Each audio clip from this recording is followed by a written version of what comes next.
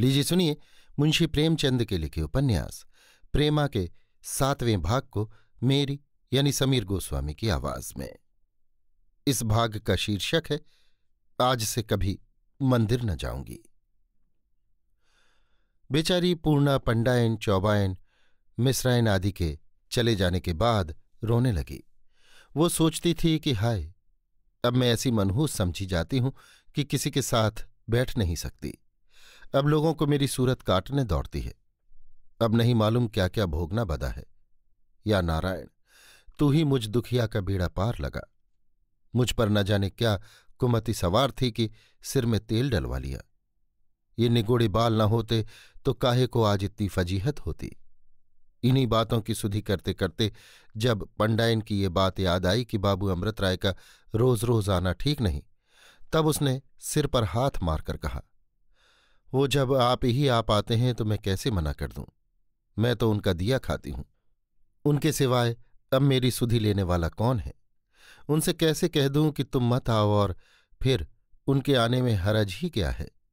बेचारे सीधे सादे भले मनुष्य हैं, कुछ नंगे नहीं शोहदे नहीं, फिर उनके आने में क्या हरज है। जब वो और बड़े आदमियों के घर जाते हैं तब तो लोग उनको आंखों पर बैठाते हैं। मुझ भिखारिन के दरवाजे पर आवें तो मैं कौन मुंह लेकर उनको भगा दूं। नहीं नहीं, मुझसे ऐसा कभी न होगा। अब तो मुझ पर विपत्ति आ ही पड़ी है, जिसके जी में जो आवे कहे। इन विचारों से छुट्टी पाकर वो अपने नियमानुसार गंगा स्नान को चली। जब से पंडित जी का देहांत हुआ था तब से वो प्रतिदिन गंगा नहाने जाया करती थी, मगर मुंह अंधेरे जाती और सूर्य निकलते लौट आती। आज इन बिन बुलाए मेहमानों के आने से देर हो गई। थोड़ी दूर चली होगी कि रास्ते में सेठानी की बहू से भेंट हो गई। इसका नाम रामकली था। ये बेचारी 2 साल से रणापा भोग रही थी। आयु 16 अथवा 17 साल से अधिक न होगी। वो अति सुंदर नख शिख से दुरस्त थी। गात ऐसा कोमल था कि देखने वाले देखते ही रह जाते थे। जवानी की उमंग मुखड़े से झलक रही थी। अगर पूर्णा पके हुए आम के समान पीली हो रही थी तो वो गुलाब के फूल की भांति खिली हुई थी। न बाल में तेल था, न आंखों में काजल, न मांग में सिंदूर, न दांतों पर मिस्सी, मगर आंखों में वो चंचलता थी, चाल में वो लचक और होठों पर वो मनभावनी लाली थी कि बनावटी श्रृंगार की जरूरत न रही थी। वो मटकती इधर उधर ताकती मुस्कराती चली जाती थी कि पूर्णा को देखते ही ठिठक गई और बड़े मनोहर भाव से हंसकर बोली, आओ बहन आओ, तुम तो ऐसा चलती हो जानू बताशे पर पैर धर रही हो। पूर्णा को ये छेड़छाड़ की बात बुरी मालूम हुई, मगर उसने बड़ी नरमी से जवाब दिया, क्या करूं बहन, मुझसे तो और तेज नहीं चला जाता। रामकली, सुनती हूं कल हमारी डायन कई चुड़ैलों के साथ तुमको जलाने गई थी। जानो, मुझे सताने से अभी तक जी नहीं भरा। तुमसे क्या कहूं बहन, ये सब ऐसा दुख देती हैं कि जी चाहता है माहौर खा लूं। अगर यही हाल रहा तो एक दिन अवश्य ही होना है। नहीं मालूम ईश्वर का क्या बिगाड़ा था कि स्वप्न में भी जीवन का सुख न प्राप्त हुआ। भला तुम तो अपने पति के साथ 2 वर्ष तक रही भी, मैंने तो उनका मुंह भी नहीं देखा। जब तमाम औरतों को बनाव सिंगार किए हंसी खुशी चलते फिरते देखती हूं तो छाती पर सांप लूटने लगता है। विधवा क्या हो गई, घर भर की लौंडी बना दी गई। जो काम कोई ना करे वो मैं करूं। उस पर रोज उठते जूते बैठते लात। काजर मत लगाओ, बिंदी मत लगाओ, बाल मत गुथाओ, रंगीन साड़ियां मत पहनो, पान मत खाओ। एक दिन एक गुलाबी साड़ी पहन ली तो चुड़ैल मारने उठी थी। जी में तो आया कि सिर के बाल नोच लूं, मगर विष का घूंट पीकर रह गई। और वो तो वो, उसकी बेटियां और दूसरी बहुएं मुझसे कन्नी काटती फिरती हैं। भोर के समय कोई मेरा मुंह नहीं देखता। अभी पड़ोस में एक ब्याह पड़ा था, सबकी सब गहने से लद लद गाती बजाती गई। एक मैं ही अभागिनी घर में पड़ी रोती रही। भला बहन, अब कहाँ तक कोई छाती पर पत्थर रख ले। आखिर हम भी तो आदमी हैं, हमारी भी तो जवानी है। दूसरों का राग रंग हंसी चुहल देख अपने मन में भी भावना होती है। जब भूख लगे और खाना न मिले तो हार कर चोरी करनी पड़ती है। ये कहकर रामकली ने पूर्णा का हाथ अपने हाथ में ले लिया और मुस्कराकर धीरे धीरे एक गीत गुनगुनाने लगी। बेचारी पूर्णा दिल में कुढ़ रही थी कि इसके साथ क्यों लगी।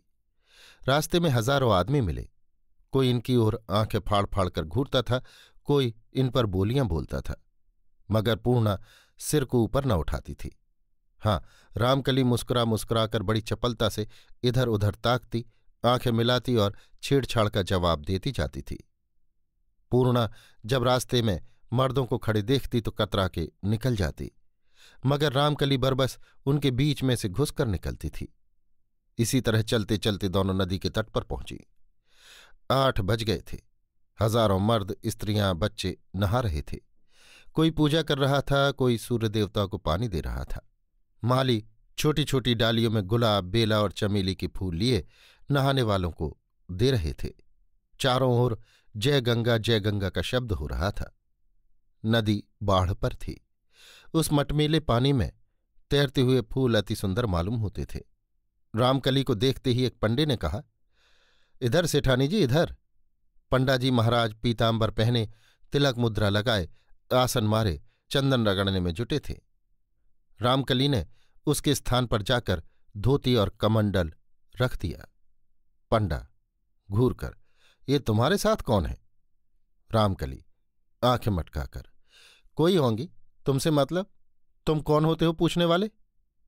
पंडा, जरा नाम सुन के कान खुश कर लें। रामकली, ये मेरी सखी है, इसका नाम पूर्णा है। पंडा हंसकर, ओहो, कैसा अच्छा नाम है भी तो पूर्ण चंद्रमा के समान। धन्य भाग है कि ऐसे जजमान का दर्शन हुआ। इतने में दूसरा पंडा लाल लाल आंखें निकाले, कंधे पर लठ रखे, नशे में चूर, झूमता झामता आ पहुंचा और इन दोनों ललनाओं की ओर घूर कर बोला, अरे राम भरोसे, आज तेरे चंदन का रंग बहुत चोखा है। राम भरोसे, तेरी आंखें काहे को फूटे हैं? प्रेम की बूटी डाली है, जब जाके ऐसा चोखा रंग भया। पंडा, तेरे भाग्य को धन्य है ये रक्त चंदन। रामकली की तरफ देखकर, तो तूने पहले ही रगड़ा रखा था, परंतु इस मलय गिर, पूर्णा की तरफ इशारा करके, कि सामने तो उसकी शोभा ही जाती रही। पूर्णा तो ये नोकझोंक समझ समझकर झेंपी जाती थी, मगर रामकली कब चूकने वाली थी। हाथ मटका कर बोली, ऐसे कर्मठणियों को थोड़े ही मलय गिर मिला करता है। राम भरोसे पंडा से, अरे बौरे, तू इन बातों का मर्म क्या जाने? दोनों ही अपने अपने गुण में चोखे हैं, एक में सुगंध है तो दूसरे में रंग है। पूर्णा मन में बहुत लज्जित थी कि इसके साथ कहाँ फंस गई। अब तक वो नहा धो के घर पहुंची होती। रामकली से बोली, बहन नहाना हो तो नहाओ, मुझको देर होती है। अगर तुमको देर हो तो मैं अकेले जाऊं। राम भरोसे, नहीं जजमान, अभी तो बहुत सवेरा है, आनंदपूर्वक स्नान करो। पूर्णा ने चादर उतारकर धर दी और साड़ी लेकर नहाने के लिए उतरना चाहती थी कि एकाएक बाबू अमृत राय एक सादा कुर्ता पहने, सादी टोपी सिर पर रखे, हाथ में नापने का फीता लिए चंद ठेकेदारों के साथ आते दिखाई दिए। उनको देखते ही पूर्णा ने एक लंबा घूंघट निकाल लिया और चाहा कि सीढ़ियों पर उतर जाऊं, मगर लाज ने उसके पैरों को वहीं बांध दिया। बाबू साहब को सीढ़ियों की लंबाई चौड़ाई नापनी थी, क्योंकि वो एक जनाना घाट बनवा रहे थे। वो पूर्णा के निकट ही खड़े हो गए और कागज पेंसिल पर कुछ लिखने लगे।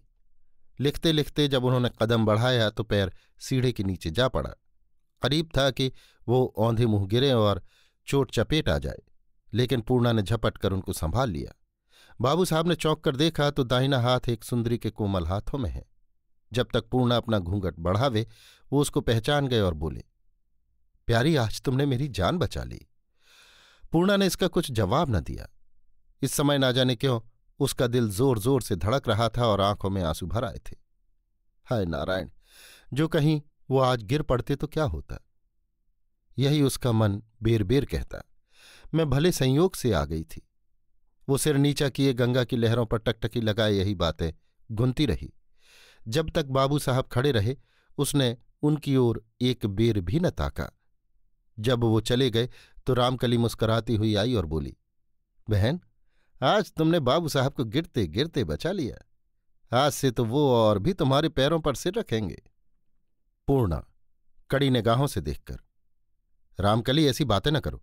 आदमी आदमी के काम आता है। अगर मैंने उनको संभाल लिया तो इसमें क्या बात अनोखी हो गई? रामकली, एलो, तुम तो जरा सी बात पर तिनक गई। पूर्णा, अपनी अपनी रुचि है, मुझको ऐसी बातें नहीं भाती। रामकली, अच्छा अपराध क्षमा करो, अब सरकार से दिल लगी न करूंगी। चलो तुलसी दल ले लो। पूर्णा, नहीं, अब मैं यहां न ठहरूंगी, सूरज माथे पर आ गया। रामकली, जब तक इधर उधर जी बहले अच्छा है, घर पर तो जलते अंगारों के सिवाय और कुछ नहीं। जब दोनों नहाकर निकलीं तो फिर पंडों ने छेड़ना चाहा, मगर पूर्णा एक पल भी न रुकी। आखिर रामकली ने भी उसका साथ छोड़ना उचित न समझा। दोनों थोड़ी दूर चली होंगी कि रामकली ने कहा, क्यों बहन, पूजा करने न चलोगी? पूर्णा, नहीं सखी, मुझे बहुत देर हो जाएगी। रामकली, आज तुमको चलना पड़ेगा। तनिक देखो तो कैसे विहार की जगह है, अगर 2-4 दिन भी जाओ तो फिर बिना नित्य गए जी न माने। पूर्णा, तुम जाओ, मैं न जाऊंगी, जी नहीं चाहता। रामकली, चलो चलो, बहुत इतराओ मत, दम की दम में तो लौटे आते हैं। रास्ते में एक तंबोली की दुकान पड़ी। काठ के पटरों पर सफेद भीगे हुए कपड़े बिछे थे, उस पर भांति भांति के पान मसालों की खूबसूरत डिबिया, सुगंध की शीशियां, 2-3 हरे हरे गुलदस्ते सजाकर धरे हुए थे। सामने ही 2 बड़े बड़े चौखटेदार आईने लगे हुए थे। पनवाड़ी एक सजीला जवान था, सिर पर 2 पल्ली टोपी चुनकर टेढ़ी दे रखी थी। बदन में तंजीब का फंसा हुआ कुर्ता था, गले में सोने की तावीजें, आंखों में सुरमा, माथे पर रोरी, ओंठों पर पान की गहरी लाली। इन दोनों स्त्रियों को देखते ही बोला, सेठानी जी, पान खाती जाओ। रामकली ने चट सिर से चादर खिसका दी और फिर उसको एक अनुपम भाव से ओढ़कर हंसते हुए नयनों से बोली, अभी प्रसाद नहीं पाया? पनवाड़ी, आओ आओ, ये भी तो प्रसाद ही है। संतों के हाथ की चीज प्रसाद से बढ़कर होती है। ये आज तुम्हारे साथ कौन शक्ति है? रामकली, ये हमारी सखी है। तंबोली, बहुत अच्छा जोड़ा है, धन्य भाग्य जो दर्शन हुए। रामकली दुकान पर ठमक गई और शीशे में देख देख अपने बाल संवारने लगी। उधर पनवाड़ी ने चांदी के वरक लपेटे हुए बीड़े फुर्ती से बनाए और रामकली की तरफ हाथ बढ़ाया। जब वो लेने को झुकी तो उसने अपना हाथ खींच लिया और हंसकर बोला, तुम्हारी सखी ले तो दें। रामकली, मुंह बनवाओ, आओ मुंह। पान लेकर, लो सखी पान खाओ। पूर्णा, मैं न खाऊंगी। रामकली, तुम्हारी क्या कोई सास बैठी है जो कोसेगी? मेरी तो सास मना करती है, मगर मैं उस पर भी प्रतिदिन खाती हूं। पूर्णा, तुम्हारी आदत होगी, मैं पान नहीं खाती। रामकली, आज मेरी खातिर से खाओ, तुम्हें कसम है। रामकली ने बहुत हठ की, मगर पूर्णा ने गिलौरियां ना ली। पान खाना उसने सदा के लिए त्याग दिया था। इस समय तक धूप बहुत तेज हो गई थी। रामकली से बोली, किधर है तुम्हारा मंदिर? वहां चलते चलते तो सांझ हो जाएगी। रामकली, अगर ऐसे दिन कटा जाता तो फिर रोना काहे को था। पूर्णा चुप हो गई। उसको फिर बाबू अमृत राय के पैर फिसलने का ध्यान आ गया और फिर मन में ये प्रश्न किया कि कहीं आज वो गिर पड़ते तो क्या होता। इसी सोच में थी कि निदान रामकली ने कहा, लो सखी, आ गया मंदिर। पूर्णा ने चौंक कर दाहिनी ओर जो देखा तो एक बहुत बड़ा ऊंचा मंदिर दिखाई दिया। दरवाजे पर 2 बड़े बड़े पत्थर के शेर बने हुए थे और सैकड़ों आदमी भीतर जाने के लिए धक्कम धक्का कर रहे थे। रामकली पूर्णा को इस मंदिर में ले गई।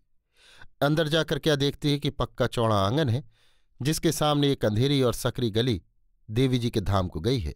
दाहिनी ओर एक बारादरी है जो अति उत्तम रीत पर सजी हुई है। यहाँ एक युवा पुरुष पीला रेशमी कोट पहने, सिर पर खूबसूरत गुलाबी रंग की पगड़ी बांधे, तकिया मसनद लगाए बैठा है। पेचवान लगा हुआ है। उगालदान, पानदान और नाना प्रकार की सुंदर वस्तुओं से सारा कमरा भूषित हो रहा है। उस युवा पुरुष के सामने एक सुघर कामनी सिंगार किए विराज रही है। उसके इधर उधर सपर्दाए बैठे हुए स्वर मिला रहे हैं। सैकड़ों आदमी बैठे और सैकड़ों खड़े हैं। पूर्णा ने ये रंग देखा तो चौंक कर बोली, सखी, ये तो नाचघर सा मालूम होता है, तुम कहीं भूल तो नहीं गई? रामकली मुस्कुराकर, चुप, ऐसा भी कोई कहता है? यही तो देवी जी का मंदिर है। वो बारादरी में महंत जी बैठे हैं, देखती हो कैसा रंगीला जवान है। आज शुक्रवार है, हर शुक्र को यहां रामजनी का नाच होता है। इस बीच में एक ऊंचा आदमी आता दिखाई दिया। कोई 6 फुट का कद था, गोरा चिट्टा, बालों में कंघी की हुई, मुंह पान से भरे, माथे पर विभूति रमाए, गले में बड़े बड़े दानों की रुद्राक्ष की माला पहने, कंधे पर एक रेशमी दुपट्टा रखे, बड़ी बड़ी और लाल आंखों से इधर उधर ताकता इन दोनों स्त्रियों के समीप आकर खड़ा हो गया। रामकली ने उसकी तरफ कटाक्ष से देखकर कहा, क्यों बाबा इंद्रदत्त, कुछ प्रसाद वर्षाद नहीं बनाया? इंद्रदत्त, तुम्हारी खातिर सब हाजिर है, पहले चलकर नाच तो देखो। ये कंचनी कश्मीर से बुलाई गई है। महंत जी बेढब रीझे हैं, 1000 रुपया इनाम दे चुके हैं। रामकली ने ये सुनते ही पूर्णा का हाथ पकड़ा और बारादरी की ओर चली। बेचारी पूर्णा जाना न चाहती थी, मगर वहां सबके सामने इनकार करते भी न बन पड़ता था। जाकर एक किनारे खड़ी हो गई। सैकड़ों औरतें जमा थीं, एक से एक सुंदर गहनों से लदी हुई। सैकड़ों मर्द थे, एक से एक गभरू उत्तम कपड़े पहने हुए। सबके सब एक ही में मिले जुले खड़े थे। आपस में बोलियां बोली जाती थीं, आंखें मिलाई जाती थीं, औरतें मर्दों में, मर्द औरतों में। ये मेलजोल पूर्णा को न भाया। उसका हियाव न हुआ कि भीड़ में घुसे। वो एक कोने में बाहर ही दुबक गई, मगर रामकली अंदर घुसी और वहां कोई आध घंटे तक उसने खूब गुलछर्रे उड़ाए। जब वो निकली तो पसीने में डूबी हुई थी, तमाम कपड़े मसल गए थे। पूर्णा ने उसे देखते ही कहा, क्यों बहन, पूजा कर चुकी? अब भी घर चलोगी या नहीं? रामकली मुस्कुराकर, अरे तुम बाहर खड़ी रह गई क्या? जरा अंदर चल के देखो क्या बहार है। ईश्वर जाने कंचनी गाती क्या है, दिल महसूस लेती है। पूर्णा, दर्शन भी किया या इतनी देर केवल गाना ही सुनती रही? रामकली, दर्शन करने आती है मेरी भला, यहां तो दिल बहलाने से काम है। 10 आदमी देखे, 10 आदमियों से हंसी दिल लगी कि चलो मन आना हो गया। आज इंद्रदत्त ने ऐसा उत्तम प्रसाद बनाया है कि तुमसे क्या बखान करूं। पूर्णा, क्या है? चरणामृत? रामकली हंसकर, हाँ, चरणामृत में बूटी मिला दी गई है। पूर्णा, बूटी कैसी? रामकली, इतना भी नहीं जानती हो? बूटी भंग को कहते हैं। पूर्णा, हैं? तुमने भंग पी ली?